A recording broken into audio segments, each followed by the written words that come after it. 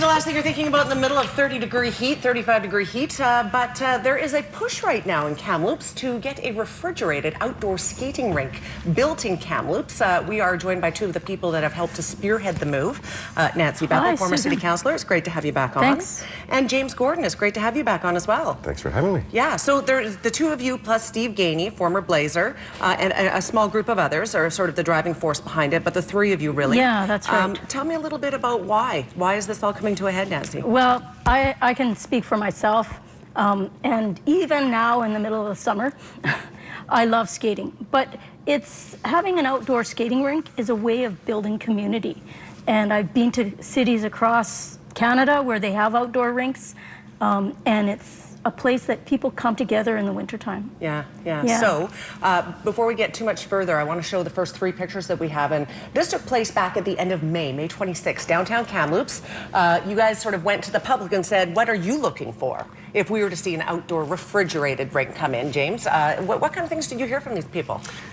So we framed it as what would help Kamloops get on the map as far as the top 10 outdoor skating rinks in Canada. Because we thought, here's an opportunity we have to build something. Why not build something fabulous? Right. And we know that these facilities across the country get used lots. Kelowna is a great example. It's been up and running for 10 years. It gets tons of use. Sun Peak's just built one 2 years ago now, I guess, and it's getting lots of use. And so if we're going to do it, let's do a great one. And we had 450 responses. Here are the sort of the actual copies. And it was just done by stickers. We also had an online portion. And combined with the hard copy ones and the online, we had about 450 people participate. That's pretty good. Yeah. And the top three, Nancy, do you have those? There was washrooms, facilities. Well, no surprise, and thank goodness. Number one was washrooms. Number two was music and lights. Nice. And number three was food and food trucks and things like that. So people are thinking about the skating rink is more than a skating rink. They want it to be a place that they can bring their kids, they can spend some time. They want it to be a nice place to be. Yeah, absolutely. How does this get funded? Well, it was all through out of our pockets. Well, oh, you mean the actual your facility? pockets, James? Sorry, I thought you were talking about the study we did. Well, the city, we've been approaching the city for a number of years, and finally in the last budget cycle, they agreed to do a study. And in that study, they're looking at where it could be, how it would be built, and that sort of thing. I think the first thing is to figure out how much it's going to cost. But our group has actually committed to doing some of the fundraising for it because we know that there is interest in the community. How the city, if they did go ahead with it, decide to fund it, it might be through taxation, it might be through grants. They would have to figure that out. Okay. And James, would this be sort of a around the clock, around the calendar situation, or just in the winter months and then it would be taken apart? Or what would it be used? Would the space be used in the summer for something else? Well, there's a few different ways. You can either do a permanent facility or a temporary one. And again, the consultant that'll be part of that person's job to figure that out. Again, we've looked at different models all across the country. It seems like typically they are permanent, but the option is there. And they're usually open from December till March or something like that. Right. 3 weeks. 3 months, sorry. Yeah. And this one company we talked with in Southern Ontario said they can keep the ice solid when the air temperature gets to +10. Oh, so that's pretty good. Because of climate change these days, with temperatures all over the map, you can guarantee a consistent ice surface for, again, those three key winter months, December, January, February. Sure. Could it be used for other sports in the off-season, like lacrosse? Or Basketball.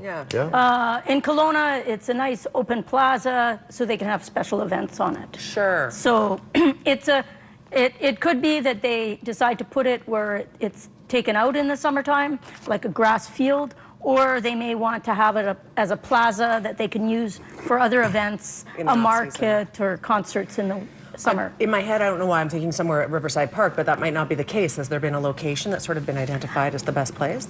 Not yet. I mean, Riverside Park is definitely in the running. There's also been talk of Stewart Wood, repurposing that space somehow, Mac Island.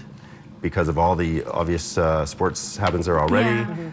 Those are kind of the top three, but again, that's a consultant's job to engage with the city, engage with the stakeholders, and figure out, okay, where would be the best location. When does this consultant get involved? Well, they've been hired, and they're working on it. So, I mean, at some point, hopefully this summer, a report will come to council, and then council will have to make the next steps. What we want to do, and why we did this community engagement, is just to make sure that people know what's happening and build the excitement. And the fact that when we did the survey, it was a hot day, 450 people still wanted to talk about skating. It's something that people really care about. Yeah, sure. We have some pictures. Before we go to a break, we're hoping to air some pictures. Here we go. This is at Sun Peaks, actually. So it just sort of goes to show that communities much smaller than ours have managed to do something similar. This one's a bit more basic. This is the Colonel Sam Smith Skating Trail in Toronto. That's kind of fun because it's more of a, you kind of go around the trails, That's loops, right. And there's obviously canals in Ottawa. This is in Burlington. The next one is at Whistler, I believe. There it is. So, there's a lot of different options you can look at when it comes to building a rink. This is Montreal. Clearly, our backdrop won't be that busy. Yeah, and even... and that's Kelowna, Even sorry. Sun Peaks, it's a refrigerated rink. Yeah. Because with the weather the way it is now, it's not consistently cold enough all of the time. So we're looking at having an outdoor skating rink that people can use from early December to March. And it would be something that families could go and spend the day skating at.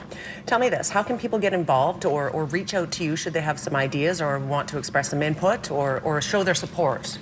So probably the easiest way is if they connect through our Facebook page, Kamloops Outdoor Skating Association, and we also have the email on the site as well.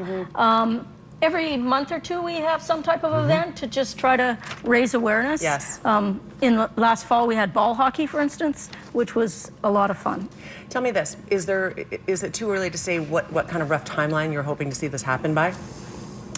Should all go according to plan? I hope it's before this upcoming election, because otherwise everything gets delayed. Well, there is that. Yeah, and that's not that far away. James, your thoughts on that? As soon as possible. Yeah. Probably not this December, because obviously it's not that far away It's in an the big scheme of things. But the following one, I think, is a very feasible timeline. Good. Yeah. Well, if you're interested, there are a ton of people who love to skate in this town, let's be honest. If you'd like to take part and get involved, the Facebook is right there on the screen. And we will take a quick break. Thank you for being here, the both of you. Thank you, Susan. Yeah. Quick break. We'll be right back. Stay with us. Thanks.